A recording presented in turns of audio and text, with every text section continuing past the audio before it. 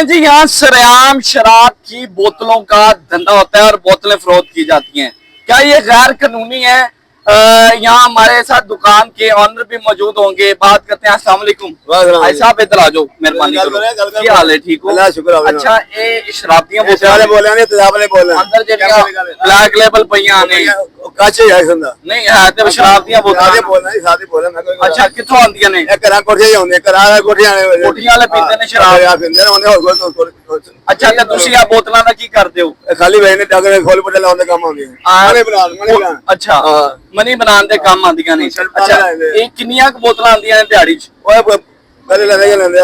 हां, कोई तेरा वाला बंदा 10 भी बोला आ गया, 50 आ गया ना।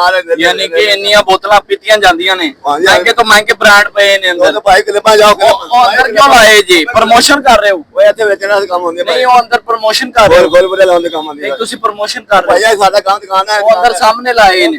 ओए सजा लवा गा गया ना। हां, गा के तादी आ लेना, तू तादी आओ तो साफ बोल करके खावे। ये तो हो गया, ये तो हो गया। ब्लैक लेबल लाई है। ब्लैक वाले सो काचे है। हैं? नहीं, और सामने क्यों लाया कांच? और डब्बे जो काट के लाओ। अच्छा, बाहर करते हैं। हैं? ठीक है भाई आप लाते हैं? कैसे हैं ये? कहाँ से लाते हैं मेरे भाई? हम नहीं लाते, हम तो केले वाला है भाई। हाँ? हम तो केले वाला। अच्छा, किधर गया बाबा जी? किथे गया वो जरा लेके आंदा? तुसी पेड़ी आ ले। ओ आ जा यार, कुछ नहीं होता, इधर आ मेरा भरा। क्या नाम है? फरीद।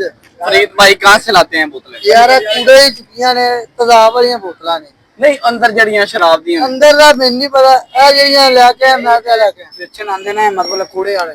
ठीक है, ये शराब कित्थों आंदी है यार? मसला है क्या बोतलां किथे आंदियां ने? ये गैर कानूनी है ना। देखो, ए गैर कानूनी है, जो बाहरों बार्डर तो ही आंदियां ने, इत्थे बनदियां नहीं जेड़ियां तू अंदर वेख। नहीं, यानी कि पाकिस्तान च नहीं पीतियां जांदियां? पीतियां तो पाकिस्तान है ते जांदियां, फिर क्यों कहंदे हो बाहरों आंदियां ने? तो बाहर वाले जो बार्डर तो लंघन देंदे ने ते आंदियां ने ना। अच्छा, ਤੁਹਾਡਾ ਮਕਸਦ ਤੇ ਬਾਰਡਰ ਤੋਂ ਲੰਘਣ ਦਿੰਦੇ ਨੇ ਆ ਬੋਤਲਾਂ। ਅੱਛਾ ਭਾਈ ਸਾਹਿਬ, ਤੁਸੀਂ ਕੀ ਸਮਝਦੇ ਹੋ ਕੰਮ ਠੀਕ ਹੈ? ओ भाई ठीक है, बोलना खाली काम करने ना। क्लबा जाओ, क्लबा मान लो क्लबा को रोटियां जाओ, से जाओ पता करो।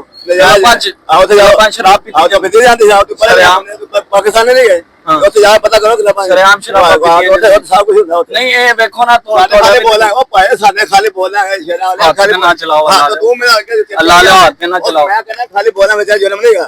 हां, और जन्म खाने नहीं का खाली बोलना जी। आपको दिखाना है, मकसद था कि यहाँ जो है वो सरेआम जो है वो शराब की बोतलें फरोख्त होती हैं। ये देखें, ठीक है, ये एक मिनट आपको दिखाते हैं। ये देखें, बड़े से बड़ा ब्रांड इधर पड़ा हुआ है जनाब। ये देखें जनाब, बड़े से बड़ा इधर ब्रांड है शराब की बोतलों का। ये देखें जरा, जैक डैनियल्स, ठीक है जनाब। इसके बाद अलावा और भी ब्लैक लेबल हो गई जनाब, और मुख्तलिफ ब्रांड पड़े हैं। ये देखें जनाब, ये देखें, ये ब्लैक लेबल बड़ी है और इसमें जो है ये थोड़ी सी शराब भी है। ये देखें, ये देखें, इसमें जो है ना थोड़ी सी शराब है और इधर सरेआम जो है वो शराब की बोतलें फरोख्त हो रही हैं। अब ये जो है वो हमारे कानूनदान भी बताएंगे कि क्या ये काम लीगल है या नहीं। इसी के साथ अपने मेजबान यहाँ से निश्चित आपको दीजिए इजाजत। मिलते हैं किसी प्रोग्राम में। अल्लाह निगहबान।